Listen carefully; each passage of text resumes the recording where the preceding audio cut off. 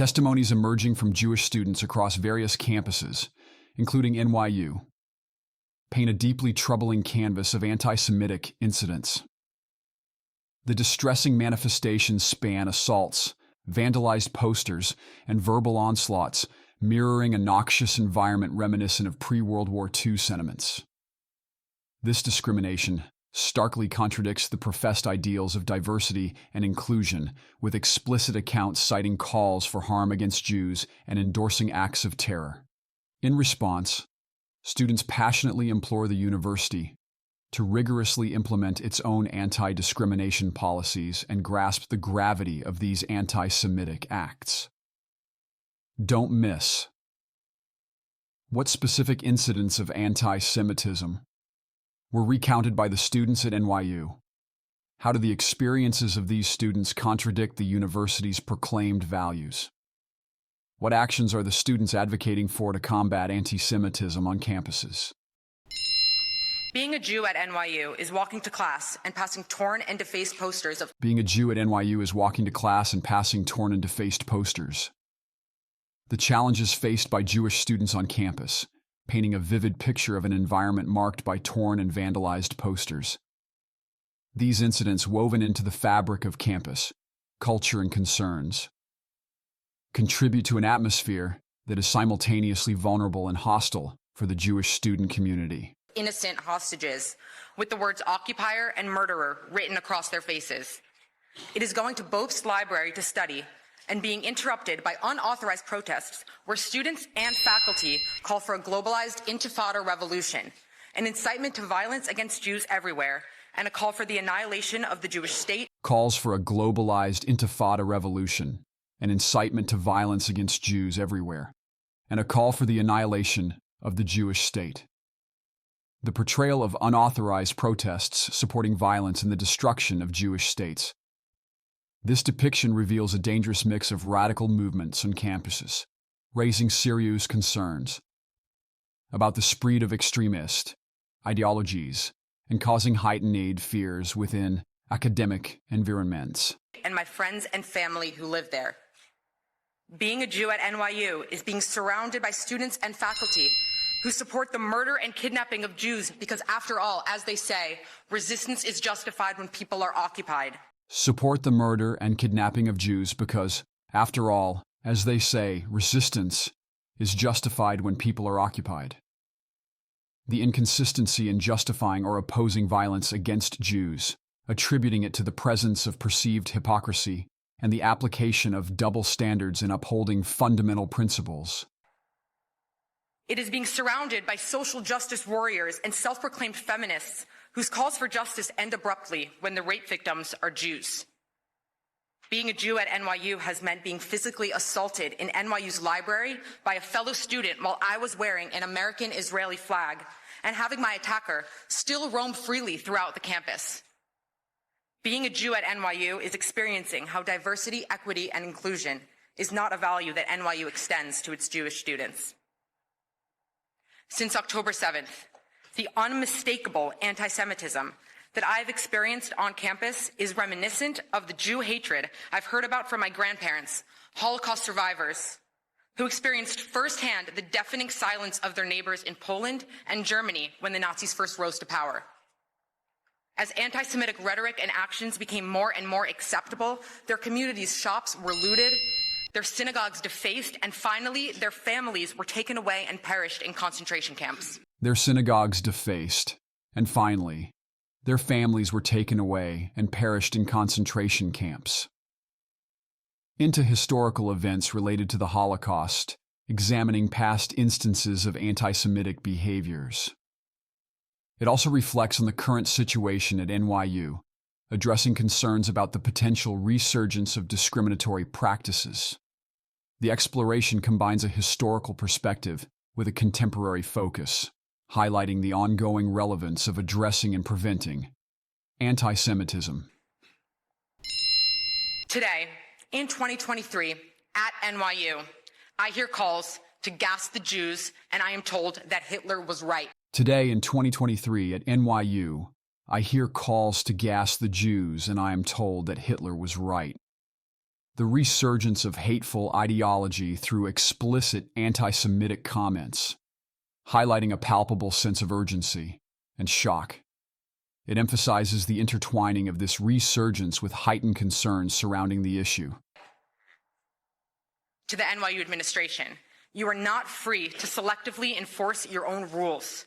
You are not free to refuse your Jewish students the same protections that you extend to others. NYU has adopted the International Holocaust Remembrance Association's definition of anti-Semitism, which recognizes that calls to harm Jews in the name of radical ideology, calls to eradicate Israel, to deny the Jewish people their right to self-determination in their ancestral homeland is anti-Semitism that is punishable under NYU's Code of Conduct. I am a proud Jew, and I am a proud Zionist. I am the granddaughter of Holocaust survivors. We are not going anywhere. Anti-Semitism and the support for terror should have no home at NYU or any other college campus. We made the promise of never again, and never again is now. We made the promise of never again, and never again is now. The phrase, never again, carries profound significance. Invoking memories, setting boundaries, inspiring action, and standing as a resilient declaration against anti-Semitism. Thank you. In addressing the pervasive challenge of anti-Semitism encountered by Jewish students, we draw parallels between their ongoing struggles and the historical backdrop of World War II. This plea extends beyond a mere call for attention. It demands resolute action, stringent accountability, and unwavering adherence to established anti-Semitism guidelines within university settings, with a particular focus on NYU. Testimonies lay bare a stark contrast between the professed values of diversity and inclusion and the actual experiences of Jewish students on campus. These narratives, frequently shared by descendants of Holocaust survivors like Bella Ingber, underscore the pressing need to eliminate anti-Semitism from educational institutions. The urgency is palpable, and the article serves a nuanced purpose, raising awareness, insisting on accountability, and nurturing a secure, authentically inclusive environment for Jewish students at NYU and other institutions, grappling with similar challenges. Explore the profound psychological impact endured by Jewish students at NYU amid the surge of anti-Semitism, the emotional anguish, the perpetual dread, and the unsettling anxiety stemming from relentless discrimination and looming threats within their academic sphere deeply afflict these students. These psychological ramifications manifest as an overwhelming sense of insecurity and alienation in what should ideally be a secure and embracing environment. Trust in the institution wavers, and their mental well-being suffers as a consequence.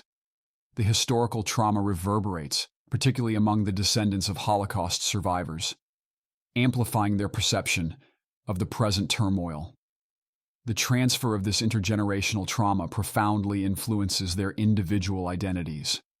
This detachment from reality within an environment purportedly advocating psychological harmony intensifies the conflict and exclusion experienced by Jewish students. It starkly contrasts with the institution's professed values of diversity, equity, and inclusion. Calls for institutional accountability and safeguarding the well-being of Jewish students are paramount. Institutions must ensure psychological equilibrium for all, irrespective of their background. Despite these challenges, the resilience displayed by these students is remarkable. Speaking out against discrimination empowers individuals, fostering psychological healing and societal transformation, drawing parallels between present-day ordeals and historical anti-Semitic events, unveils how past narratives mold perceptions and responses. Analyzing individual cognitive connections reveals intricate links between historical legacies and contemporary realities. What do you think? I promote myself and my videos. Hello, I'm Bong Sim, a Canadian resident of Asian descent.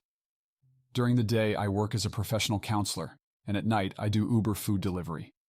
Instead of speaking in my videos, I prefer to express myself through writing. In today's world, speaking the truth can have serious consequences, both for my professional life and personal well-being. That's why I'm choosing to pen down my thoughts and using a platform to share them on my behalf. Some people find my videos uninteresting, too strict, and they even criticize the appearance of the individuals featured, including their tiredness, Asian, or perceived flaws. I understand these concerns, but I genuinely believe in the purpose behind creating these videos. Unfortunately, recent Canadian legislation has resulted in the censorship of free speech and online content, and although Google hasn't explicitly admitted their involvement, I suspect they play a part in it. Despite my efforts to monetize my content on YouTube, I haven't been able to earn any income from it. I've tried 3 times, and all my attempts were rejected. They turned me down for reasons like lacking creativity, not having a recognizable face, or not having a distinct voice. Nevertheless, I've made several adjustments to my videos, hoping to overcome these challenges. If you share my belief and support what I'm doing, I would genuinely appreciate your backing.